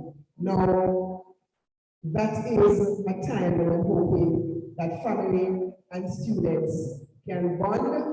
So if there are challenges, it's time to bond. go some places with them, because as we started out saying, and we were in the minutes, that we have been doing a lot of field trips here. And the reason is our students need to be exposed. And we are sometimes surprised when we take them to some places that we don't even consider to be anything, you know, out of the ordinary, that they're so ecstatic, they're so excited about being there. Just recently, some students stopped by the Sovereign Center and they went into the mall to walk about, and those students were just eyes popping out with seeing all of the port, the restaurants in the port area and everything that was happening. And we would assume that these young people in Kingston were all over the place, but it's not true. Not true. So we try to increase the number of field trips that we have, and anything that we see happening, we try to engage them in. So for the sake of Internet Week recently, they benefited from digital coming here, they benefited from going to Flow by JC. So we're doing all sorts of things with them, and there are several other field trips which are coming up because I see the requests from the teachers. So parents, when we send out those letters for the field trip, just sign up and send it to us so that we can have your child be a part of what is happening. And so I want to move to one thing that I cannot talk to my parents and not mention: parent contribution. You see, all of these features that we're going on, it costs money. We have to move the bus. We have to move the bus. We have a school bus over there. We have to move the bus to take the students on the field trip. Costs money. Yes? And so I'm saying to you, parents, remember us when you come to the end of the month and you have not made any contribution. You will take it in parts. Because somebody might not have the whole $15,000 one time. It's only $15,000 for the year. You might not have the $15,000 at one time, but pay the $3,000 1 month and another $3,000 to the finish pay it off. But the money is important because we must use money to pay for goods and services. Yes, we can put it in goods and services. So I'm saying to you, parents, please work with us. Work with us, because almost the time we provide food for students. Right now we have our female footballers who started a competition, and we want you to, remember them, support them as best as we can. But anything we do for our students, it costs us. You have to provide food for them, you have to provide all sorts of things. The list goes on. It costs money. So remember the parent contribution, parents. Very important. As I say, we're not paying it back. Ms. Joy is here, and she's going to show you an item that we have working with now. And while she's coming, I'll talk to you about some lunch tickets that we are putting together, because we've noticed that parents are coming to leave money with Bursa for children lunch. So we are putting together some lunch tickets, and we are selling them in booklet form. And so we look at, we have this one, the mini box for $300, and if your child eat that cheap lunch. And then we have the burger box, and that one is for $420. So we're putting them in booklet form, five in each, and so you save $20 on each ticket. So when you purchase this booklet, you save $100, and you save 5 tickets will be in the booklet, and you save $20 from each. So you buy the booklet, that will be 5 for the week, Monday to Friday, and you save $100. So we're going to be preparing these, and so parents sometimes are accustomed to coming to leave money with Bursa. Pay for the ticket and give the child. And there is why you give the money. I don't know what to give the child, I don't know what the spouse to handle the money. So there's a reason. Purchase the booklet, give it to the child, and the child will use it to purchase the meal. What I will encourage though is that you do not give them the time to take for the week. But in the morning when they're leaving out of school, there is this perforated edge. This is just the sample, this is not the ticket, it's just to show you. There's a perforated edge that you can separate for them to take with them and put it up carefully so when they go to the shop, they can just hand it in and get the lunch.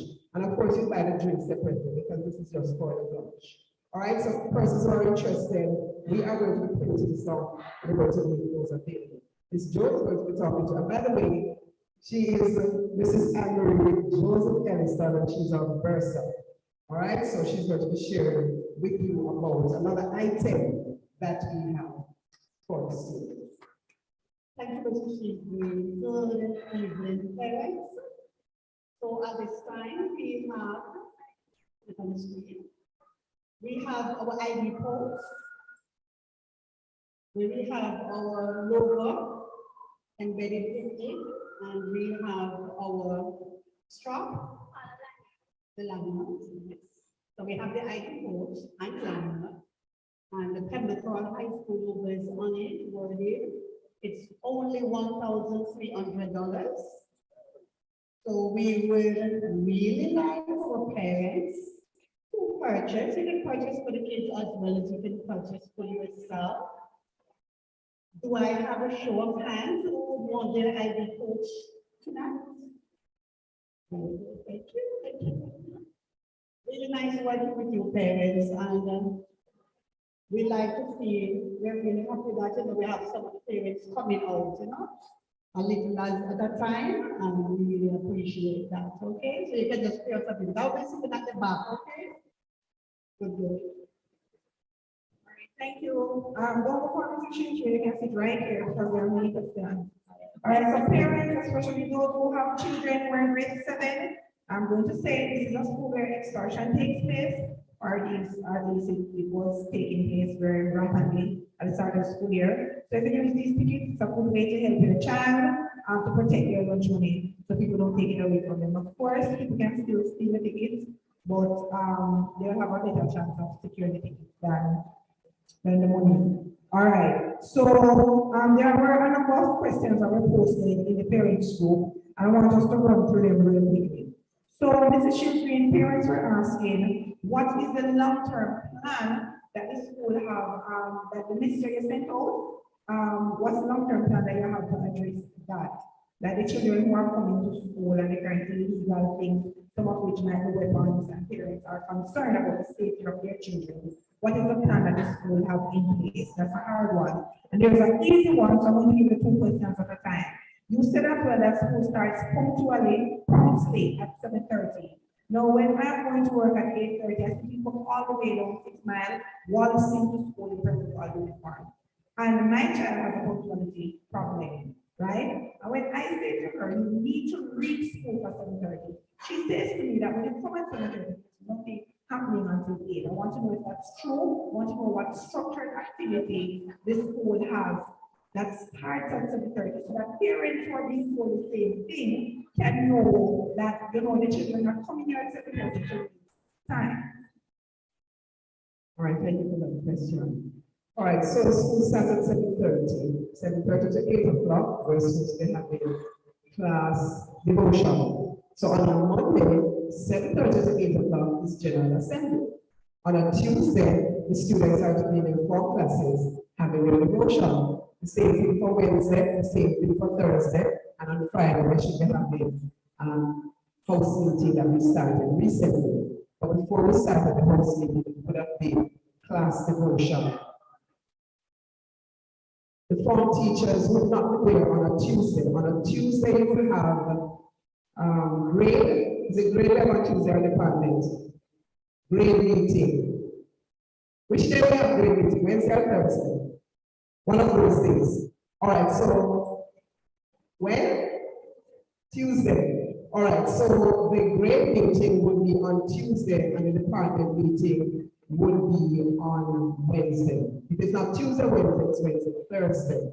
So it's only one day that the form teachers will really be with them for the week. So we have General Assembly, where all of us will be, the Tuesday the form teachers will be with them. Wednesday, Thursday, we have meetings during that same time. That's when teachers meet with their departments. That's when teachers meet with their grade supervisor. All right, so we use up that time 7:30 to 8 o'clock for meetings. And so we have prefects who have been assigned to these classes. So whilst the form teachers cannot be there, the prefects are asked to be there with the students to meet up with devotion.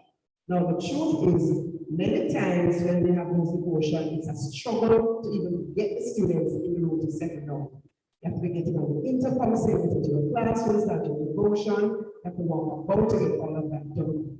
But this is the reality, and we continue to see improvement from the students to move into the rooms as soon as they get to school. That's not what's happening. The second question is about what we're going to be doing about the weapons that the students are taking to school. What has the parents make sure that it starts with them? I'm going to say that again. It starts with you. Because if you are not checking your child's bag, it means that everything comes out of your house come here. And that's the very reason why it takes so much time to mind the gates in the morning. That's the very reason why we spend so much time outside, because we have to be using mental TikTok. Swiping all over, going into baths. We shouldn't have to do that. We shouldn't have to do that, you know. All of that is going on. We walk through, then we use, and then we search back. All of those things is simply because the children are taking things to school. When we find them, you know what to do, because maybe you might have a child who was suspended. Maybe. So those students who constantly get into those challenges, we have interventions for them. Many interventions for them. In residential intervention for them. So what are we going to be doing? We are going to be continuing doing what we're doing, or we are asking parents to do what they're not doing. We are going to continue doing what we are doing, but I'm going to be asking parents to do what they are not doing. Check the child's bag. We have to be patrolling outside and dig up on the rock. And then look where we hear somebody hide something. You think we're police? We're not police now. But we have to be doing all of that, searching everywhere. So I'm saying parents, it starts with you. Be vigilant with your child. And we will do our part here, and I'm certain that we'll get better results. And then there's some other parents have questions. So if you have questions, you can come forward. And if you're in the audience that question, you can just come to the side, so I can know how many questions we have. Good night, ladies and gentlemen. Yes, probably the question that I want to ask, that already mentioned about the discipline, about the different interventions, like the different stuff that we carry to school in arm and the student. No, it makes no sense we face the problem, just keep on facing the problem. And I think I'm a person. If I hear the problem, I try to find solution. No, I'm putting this forum to say we can ask Department of Correctional Services, because I guess inmates would have gone through a process, prisoners would have gone through a process, and they would have been spending time. The reason why I was locked up, or the reason why I chose this pathway is because of this, because of that. Understanding contact with the Department of Correctional Services. I will have some officers coming in, we have some inmates coming in, and they will have the reality of because as long as you find yourself with weapons, that simply means the next month you're going to be in prison. And as a prison officer, I don't think to be here because something happened to my daughter yesterday, and I'm telling somebody that you don't want to do that, right? And I made a suggestion already at a period of time, for hearing rate. But I think we just talking about the problem won't be solved. But we have to get on the thing, and the securities are at the gate, is supposed to search. But probably the security is also their friends. So because they want to serve somebody, they want to serve someone, because it's just good and all of us will be affected. And I look just across the road and I don't know if somebody harmed my daughter, what will happen? I'm not telling you that I'm perfect. I don't know what will happen. Probably my ego, my ignorance will cause me to do something that is very, but I'm putting it down to you. And I think you can write to the minister and ask inmates to come in the schools, encouraging the officers to speak to these students. Thank you. Let me just say this. You see, when we have interventions, we have people from all over. And we bring in persons to talk, really talk with these students. We might not have brought,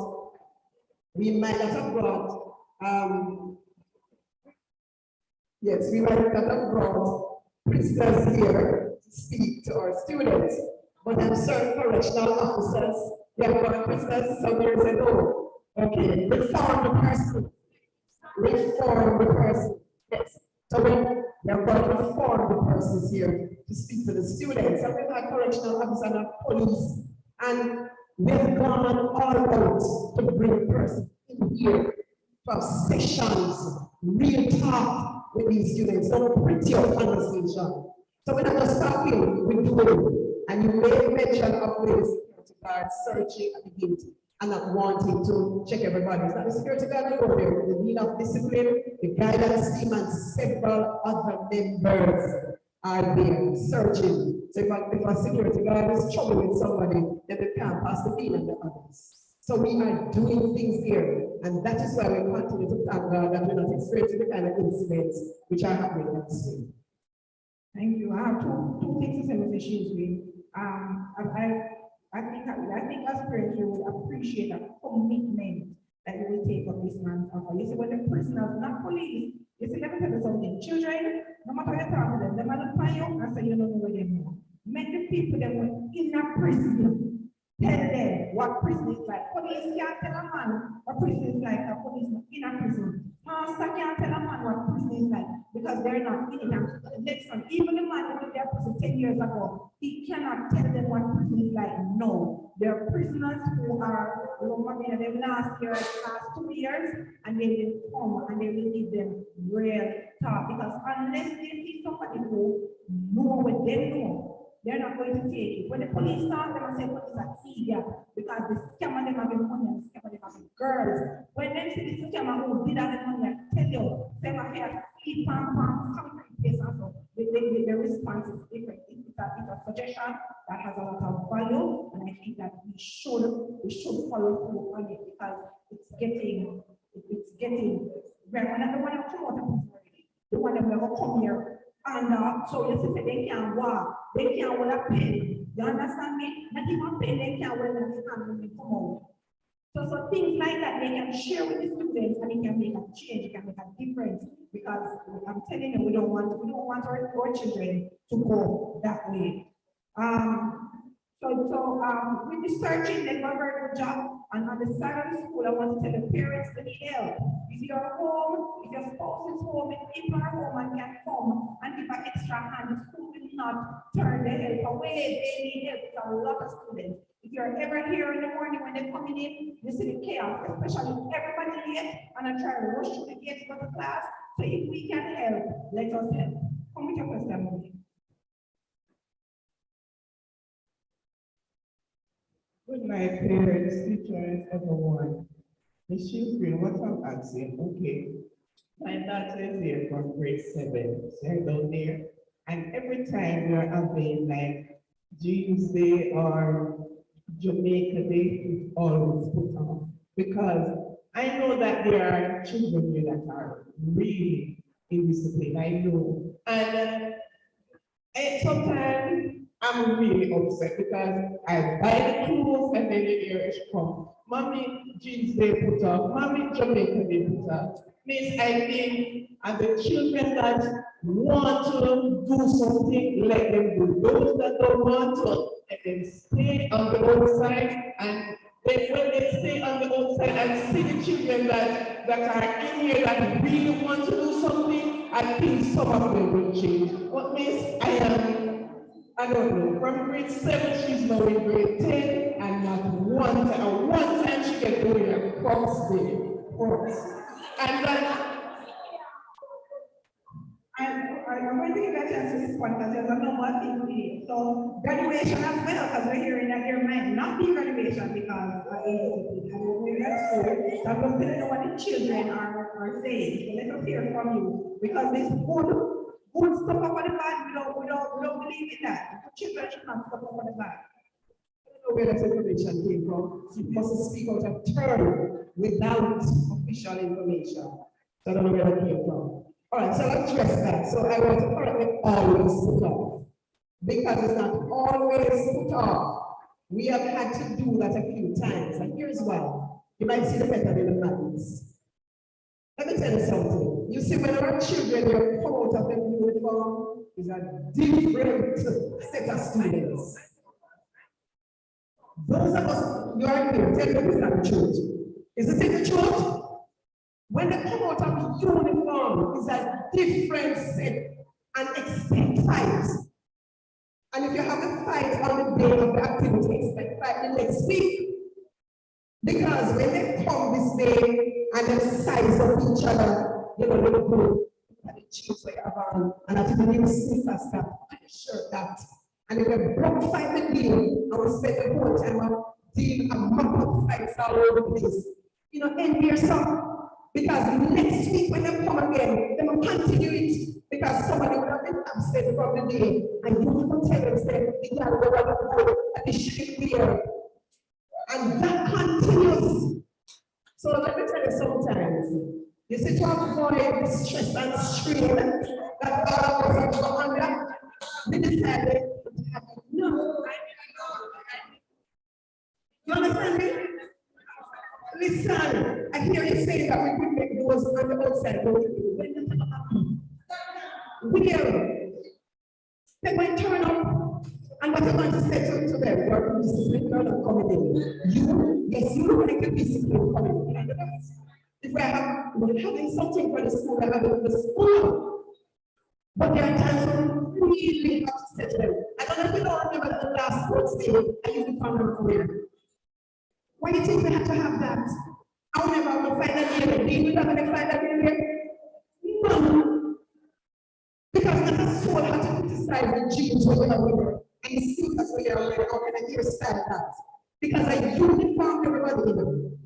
So no time to be criticizing. So there's better than madness. Because the truth is, when we come on a stream here, so when they go to fight all over the place, we don't want to know.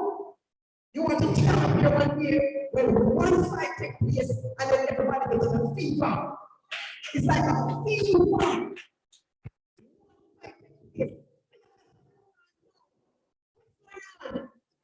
It just gives us the fight. So one fight started, but everybody gets a fever.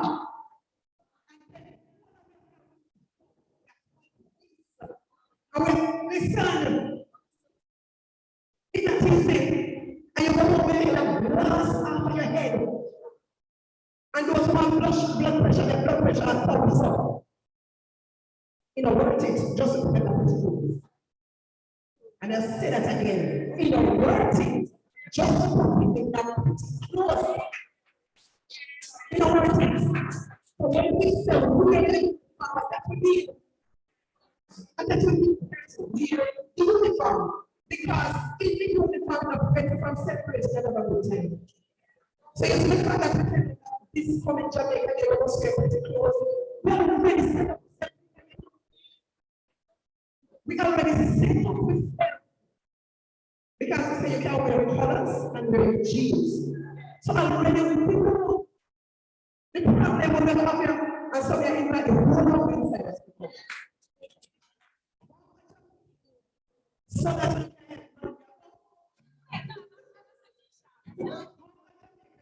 and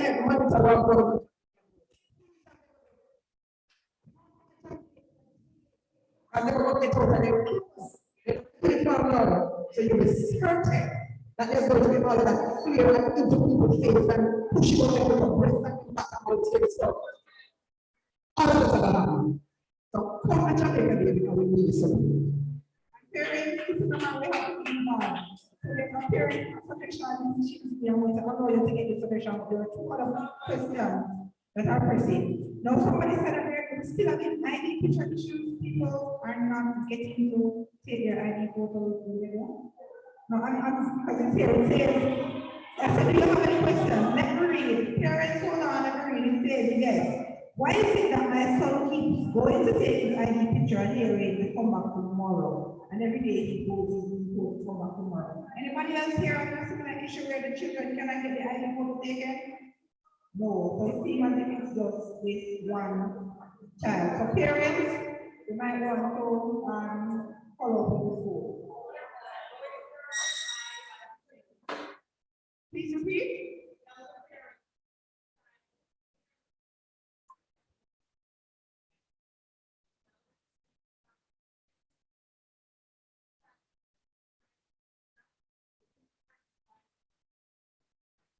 No problem, no problem. So mommy, who is in the WhatsApp group, send your child to 35 and we'll ensure that the picture gets taken. There was another question. The children who are doing science and lab-based subjects, the SBA, what does this concept? Mrs. Frey, can you respond about SBA, science SBA status? Chemistry in particular, physics, chemistry. Okay. They inquired about the grade 10 have started labs and what's the status with the grade 11 in terms of solution, completion and solution. Right, so for sciences, it depends on the subject. For HSE, it is one SBA that is going to grade 11. So then that one is going to go in 11. For integrated science, biochemistry, physics, the SBA start from grade 10. And the SBAs have started, I know for biology and integrated science for sure, have started grade 10 now, have already. And then for physics, I'm not sure we're not starting yet. It's kind of just here, I think it's little. As far as I'm aware, SBAs for science are started. For biology, chemistry, physics, and integrated science start in grade 10. For this grade 11 year, 2023, we are using COVID. During COVID, CMC changed where they said that instead of doing about 16 SBAs, you are now for 20 SBAs, 16 to 20 SBAs, you only have to do 10. So for the grade 11, they will do less SBAs. For the grade, and they submit, like for biology, they are doing more than 10. Oh yeah, that's all 6 is asking for the series of 10. But for the grade 10s, we'll be doing exams 2024. Next year, they are going back to the original big number.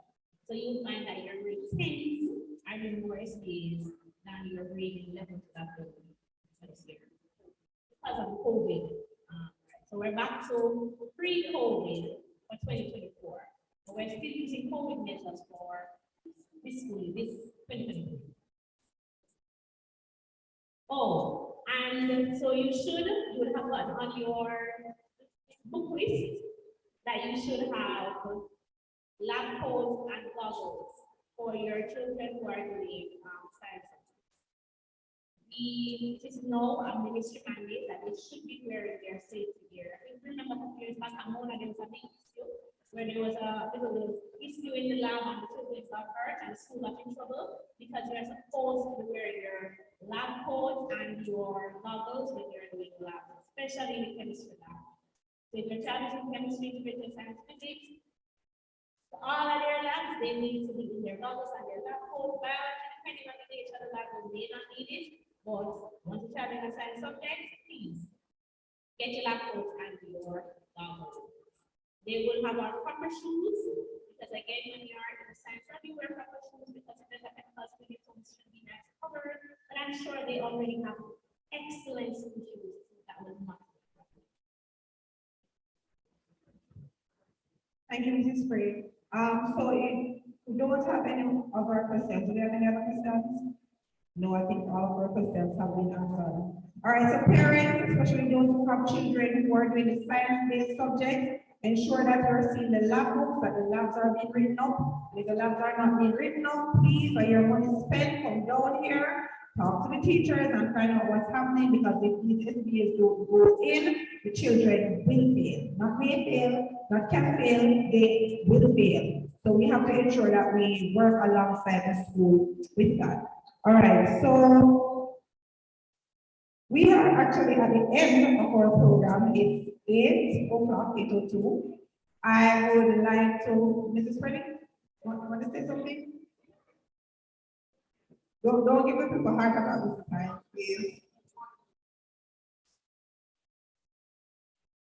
Sorry, parents.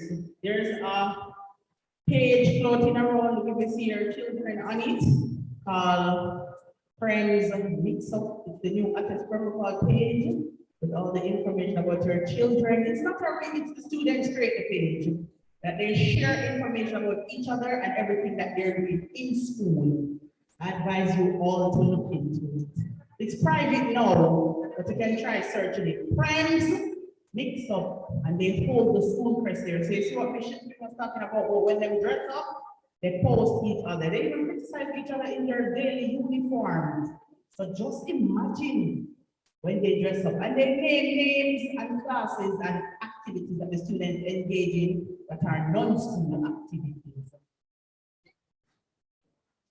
And on that note, let us remind our children that we don't support or tolerate bullying. All right, so parents, we have come to the end of another PTA meeting. I must say thank you very much for staying with us. You have been a good audience, and I'm hoping that all of what you have heard today, I know you said is that, the presentations are very useful. They help the parents. Yeah, that is true. So I hope that you guys have learned something from the presentation. And guys, if you have questions, you don't have to wait for a PTA meeting.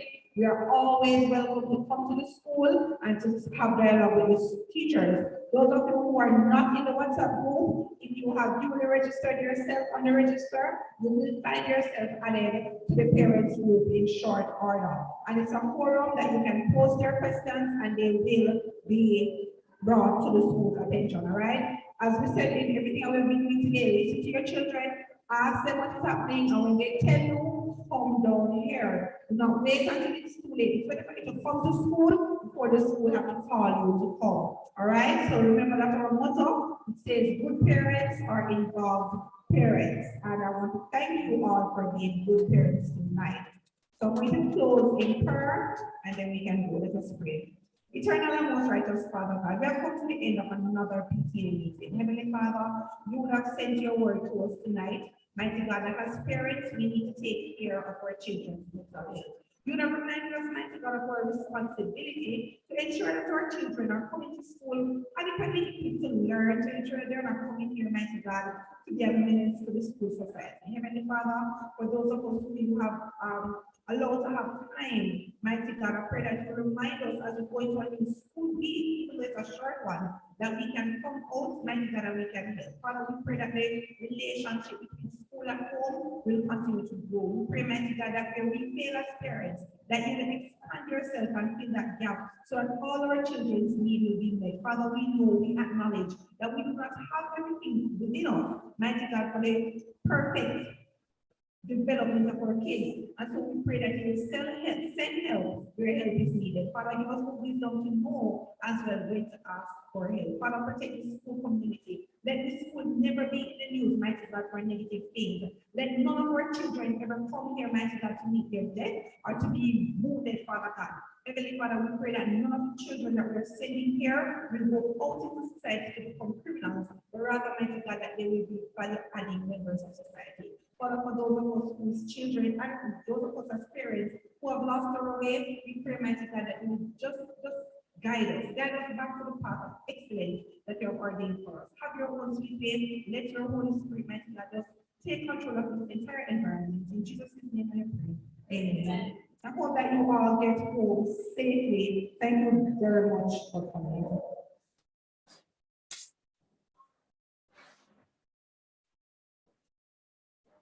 I'm so sorry. Somebody can move to adjourn the meeting, please. Just put your hand. What's your name? Miss Mills? Give her your full name. Somebody to second name? Beverly Warner. All right, thank you. Oh, better in color? All right, thank you guys.